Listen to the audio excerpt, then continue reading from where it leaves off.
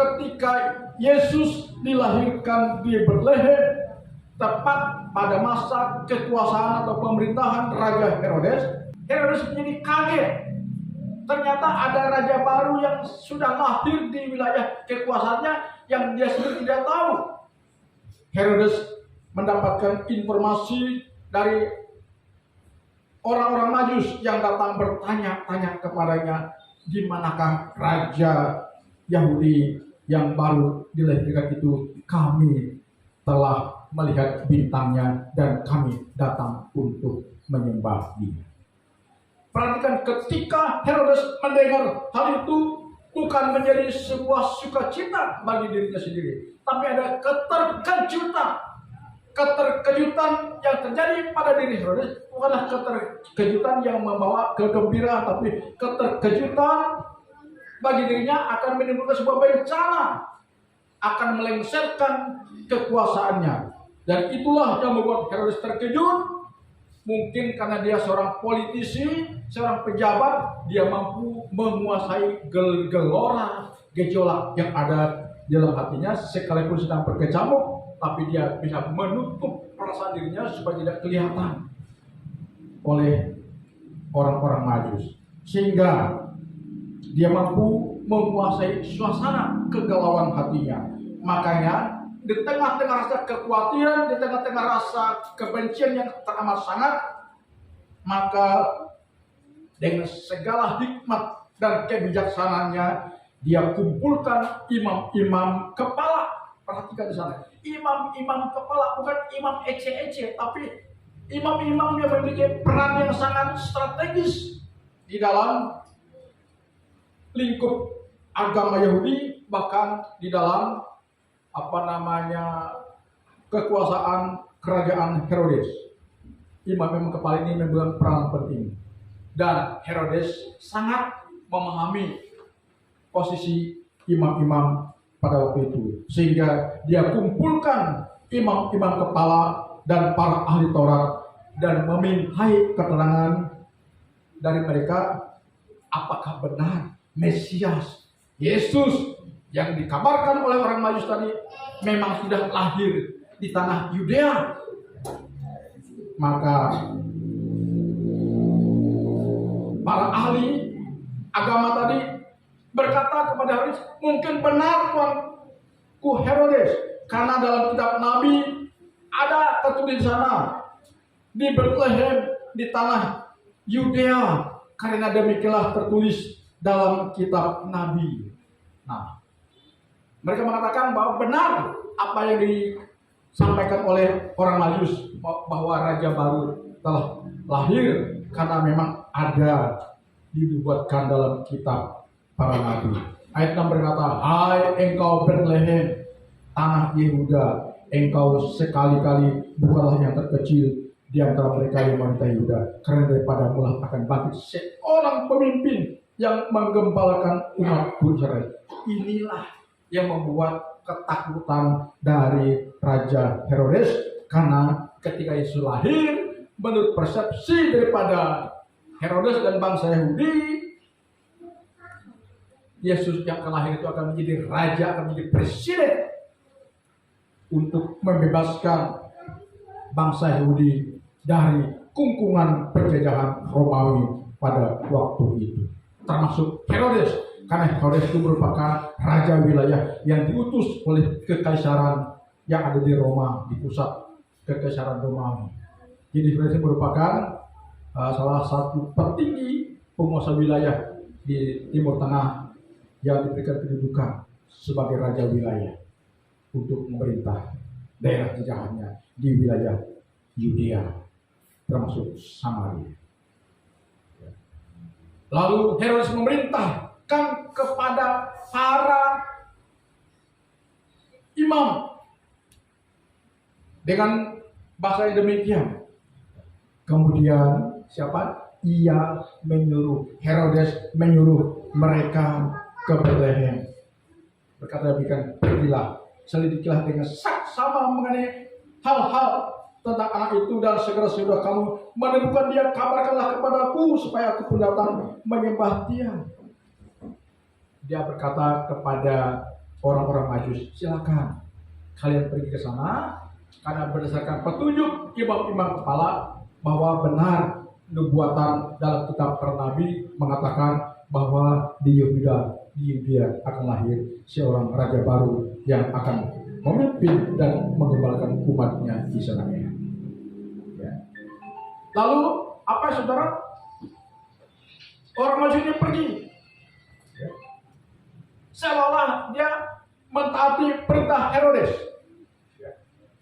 Perhatikan baik-baik, setelah mendengar kata-kata raja tadi, kata-kata Herodes tadi untuk pergi menyelidiki dengan seksama tentang tentang Yesus Kristus yang dilahirkan di Betlehem tadi, maka orang-orang Majus berangkat, kemudian mereka mendapatkan tuntunan dari bintang timur sampai ke tempat di mana anak itu dibaringkan, yaitu di dalam palungan. Dan ketika ketika orang Majus sampai kepada anak itu, yaitu Yesus yang telah dilahirkan tadi, yang ada di kandang Hina di Betlehem, mereka bersukacita, lalu mereka masuk, ketemu dengan ibunya, lalu mereka sujud menyembah dia. Bayangkan orang-orang Majus yang sangat terkenal, kaya raya, intelektual, ahli perbintangan, mereka sujud menyembah kepada sang bayi Yesus. Ya. Lalu mereka mempersembahkan persembahan terbaik mereka itu emas, kemayan, dan mawar. Dan setelah itu mereka pulang ke negerinya, tapi mereka tidak lagi melaporkan kejadian yang mereka alami kepada Herodes, karena mereka diperingatkan dalam mimpi. Dalam ayat 12 mengatakan, karena diperingatkan dalam mimpi supaya jangan kembali kepada Herodes, maka pulanglah mereka ke negerinya melalui jalan lain. Atas dasar inilah Herodes merasa terkecoh, saudara. Herodes merasa terkecoh, dipermainkan, dikibuli oleh orang Majus, sehingga ayat-ayat berikutnya dari ayat 16 sampai dengan ayat yang ke-18 terjadilah pembantaian yang teramat sangat oleh Herodes. Yaitu bayi yang berumur 2 tahun ke bawah dipantai halus oleh Herodes. Karena menurut prediksi, menurut pengamatan, perhitungan bahwa di antara bayi yang berumur 2 tahun ke bawah pasti ada salah satunya bayi ajaib yang bernama Yesus. Maka tak pandang bulu, siapapun yang punya anak bayi yang umur 2 tahun ke bawah, yang laki-laki, babat habis. Itu perintah Herodes. Karena dia tidak ingin ada raja baru lahir untuk menyingkirkan kekuasaan. Nah, apa pelajaran yang kita dapatkan di sini, Bapak Ibu? Pertama, pelajarannya adalah ketika Yesus dilahirkan ke dunia, ada satu oknum penguasa dunia ini yang tidak ingin keberadaan Yesus.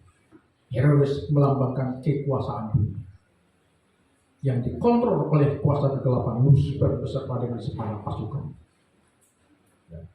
Kekuasaan dunia tidak ingin ada raja baru yang memerintah, yang mengembalakan umatnya sesuai dengan rancangan Allah. Ya. Makanya berusaha untuk singkirkan. Dan bila Herodes berhasil menyingkirkan Yesus, maka tidak ada kekristenan, tidak ada kita menyembah kepada Yesus sebagai juru selamat. Tetapi yang namanya rancangan Tuhan, apapun upaya manusia untuk menggagalkannya, pasti tidak akan bisa. Karena itu kalau kita sudah ada dalam rancangan Tuhan yang terbaik, percayalah, apapun cara, siasat, strategi dari orang-orang yang ingin menghambat rancangan Tuhan yang terbaik dalam diri kita, itu tidak akan bisa berhasil. Karena itu jika kita sudah ada dalam rancangan Tuhan yang terbaik, percayalah, sekalipun seketika, suatu ketika kita diperhadapkan kepada hambatan-hambatan yang maha berat, tapi percayalah, rancangan Tuhan itu tidak pernah gagal dalam diri kita. Katakan amin. Karena itu jangan pernah meragukan rancangan Tuhan dalam diri kita. Contohnya Herodes, seorang raja yang sangat menaruh perasaan tidak ingin ada orang penguasa baru di wilayahnya. Dia berusaha singkirkan Yesus. Bukankah demikian? Ya. Cara iblis untuk menarik kita keluar dari rancangan Tuhan. dalam upaya menyelamatkan kita. Coba bayangkan ada banyak orang-orang yang hari-hari ini sudah terkungkungi oleh penguasa dunia ini, sehingga kita tidak pernah maksimal untuk mengikuti Tuhan dan ada dalam rancangan Tuhan yang terbaik. Karena pengaruh intimidasi dunia ini masih begitu luar biasa. Saudara-saudara, nanti di perayaan Natal saya akan khotbahkan tentang keadaan dunia yang sesungguhnya yang sedang kita hadapi. Itulah sebabnya tema Natal nasional kita tahun ini ada di tulisan tema kita, kemuliaan bagi Allah dan damai sejahtera di bumi. Nanti akan kita jelaskan pada hari Selasa. Tapi hari ini saya sampaikan ini kepada kita. Pertama, ya, iblis beserta dengan segala kekuatannya ingin menggagalkan upaya penyelamatan Tuhan melalui kelahiran Yesus ke dunia ini. Tapi tidak akan berhasil. Katakan amin. Tidak akan berhasil. Yang kedua, yang ada pada diri Herodes. Kenapa dia berusaha menyingkirkan Yesus? Karena iri hati. Karena adanya iri hati. Karena itu hari ini Tuhan ingatkan kita harus menjauhkan diri dari sikap iri hati. Karena iri hati ini akan membuat hidup menjadi tidak nyaman. Sekalipun mungkin kita berkelimpangan harta, punya segalanya, tapi kalau ada dosa iri hati yang bercokol di dalam diri kita, kita tidak ingin ada orang lebih maju dari kita. Kita tidak ingin ada orang lebih senang dari kita. Kita tidak ingin ada orang lebih bahagia dari kita. Orang iri hati demikian. Dia tidak ingin ada orang lebih sukses, lebih berhasil daripada diri. Itu orang iri hati. Hati-hati dengan dosa iri hati, saudara.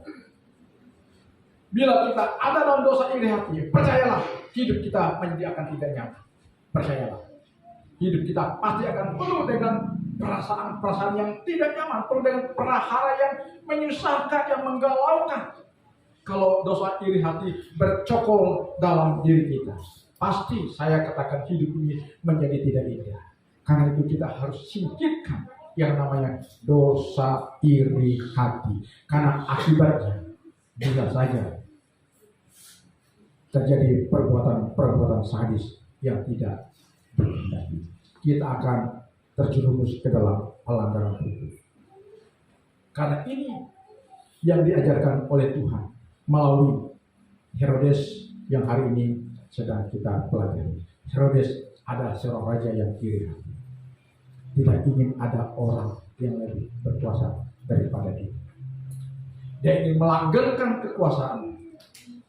Maka akibat daripada iri hati Herodes, ada banyak korban nyawa melayang.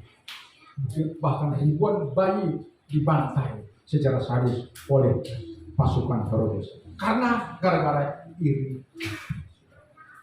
Karena iri hati. Ya.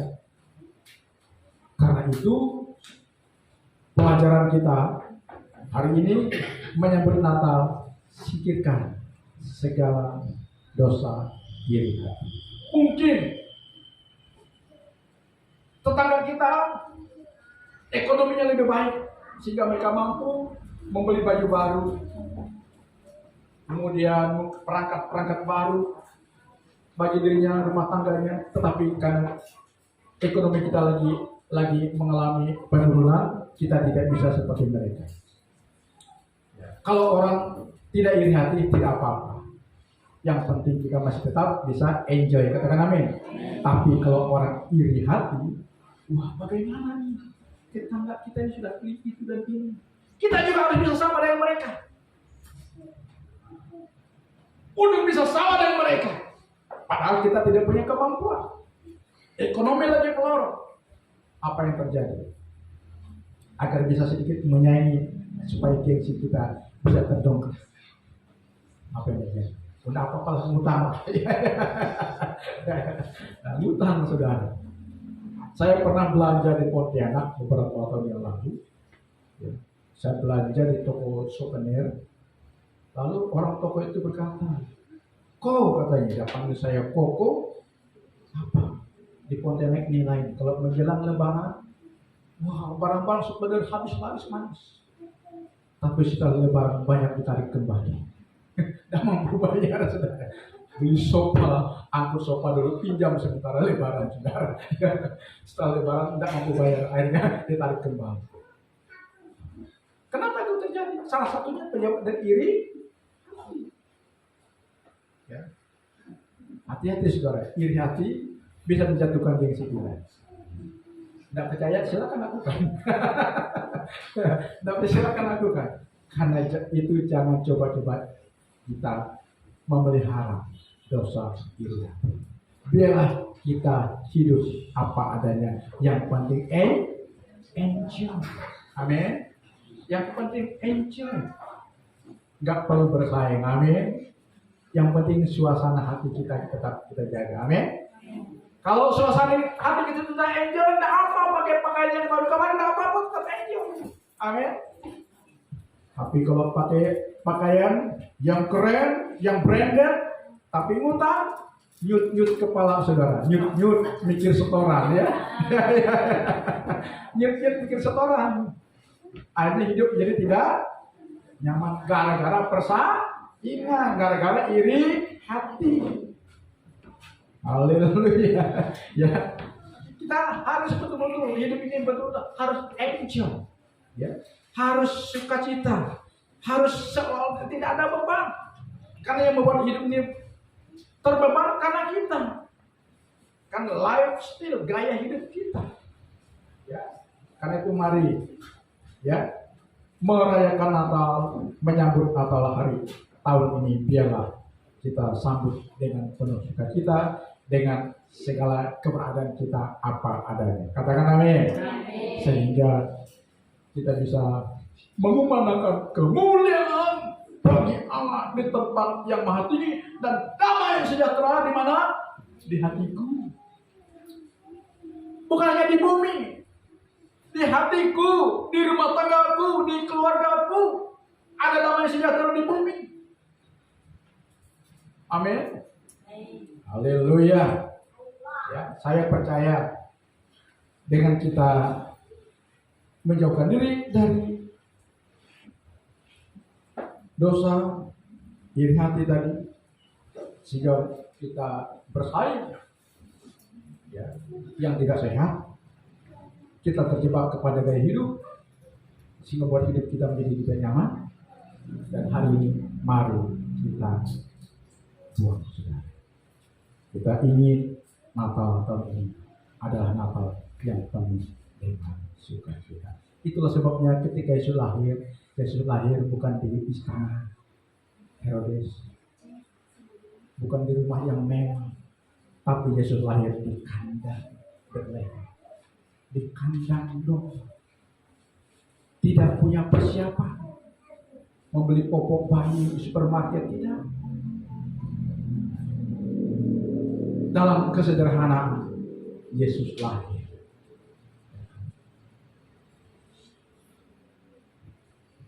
Tetapi dalam kesederhanaan itulah kita diselamatkan. Amin. Ya. Kuasa penyelamatan Allah melalui kelahiran Yesus di tempat yang paling sederhana, di tempat yang paling hina, bisa mampu membawa keselamatan. Jadi keselamatan, keberkatan bukan disebabkan karena gemerlapnya ibadah perayaan Natal kita, bukan puluhan juta dana Natal kita yang kita sudah kumpulkan, bukan betapa mewahnya, betapa semelasnya dekorasi gereja kita, perlengkapan alat gereja kita, bukan semakin kerennya kita punya tim, bukan, tapi bagaimana hati kita yang kita tata, amin, supaya tata Yesus Kristus benar-benar bercokol di dalam diri. Sebab jika kita tidak merayakan Natal dengan sikap kesederhanaan, tapi dengan sikap kesombongan, maka Yesus tidak hadir dalam hati kita. Percuma fisik kita, tubuh kita merayakan Natal. tetapi Yesus tidak hadir dalam hidup kita. Betapa mirisnya saudara. Tuhan mau. Bukan berarti tidak boleh mewah. Kalau memang mampu, apa salahnya saudara? Amin. Itu memberkati. Tapi kalau belum mampu, ya kita harus. Haleluya, haleluya, haleluya. Jadi dua hal pelajaran yang kita dapatkan di sini. Pertama, iblis melalui Herodes berusaha untuk menggagalkan rancangan Tuhan. Tapi jangan. Ingat, bila Tuhan sudah merencanakan yang terindah dalam diri kita, kita harus kuat untuk mengalahkan tantangan. Amin. Yang kedua, harus hati-hati dengan dosa iri hati. Kita harus buang jauh-jauh. Agar hidup kita ini betul-betul menjaga. Tuhan Yesus memberkati. Terima kasih.